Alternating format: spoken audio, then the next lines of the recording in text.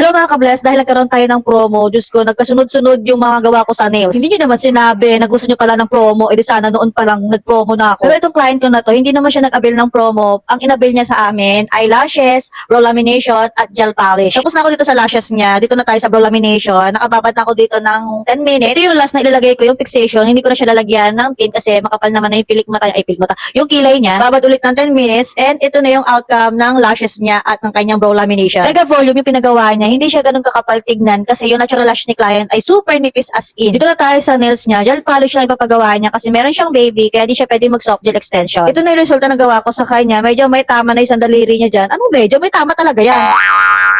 Dito na tayo sa pangatlong nag-avail ng ating promo na Lash and Nails na 1,000 lang. May libre kang soft gel extension. Ako mismo mag-decide kung ano yung design ko na gagawin ko sa kanya. And ito na, outcome na. Tapos na tayo dito. Binabrush ko na lang din siya gamit dyan yung aking pangmalakasan na pang facial wash. Charis. At ito yung resulta ng gawa ko sa kanya. Sobrang ganda ako dyan na sana ako din na may ganyan din nails. Kaso meron tayong baby kaya hindi tayo pwede. Hanggang tingin na lang ako. Dito na tayo sa pang-apat na nag-avail ng ating promo na Lash and Nails. Pero ang in-appoint niya sa amin ay Lash and Nails na promo with brow lamination. Hindi ko na sana tatanggapin kasi hindi ko na talaga kaya kasi sobrang pagod na yung katawan lupa ko. Kaso, nalaman ko, taga Marikina pa pala siya. Mabuti na lang din talaga. Maganda yung gamit-gamit ko dito na nail scissor kaya hindi ako medyo nahirapan. Medyo nagagamay ko na rin kasi talaga, uy, ang yabang. Sa wakas, tapos na ako dito and ayan, binabrush ko na lang din dyan yung gamit kong pang facial wash. Uy, baka sabihin nyo, brilliant talaga laman yan ha. Brilliant lang yung bottle, pero ibang alaman yan. And yung micellar na para talaga sa,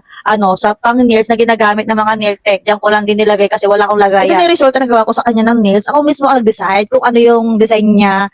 And aminado ko na palapak ako doon sa chrome kasi nakalimutan ko talagang i-wipe siya ng acetone. And hindi ko na malaya na dapat pala 60 seconds lang yung sa UV. And si ma'am kasi naibabad din ng matagal. Brow lamination, lashes, at yung promo natin na nails, yung pinagawa sa atin ni client. So, yun yung outcome natin. So, yun lang muna mga ka-bless. Thank you for watching. Bye! Mwah!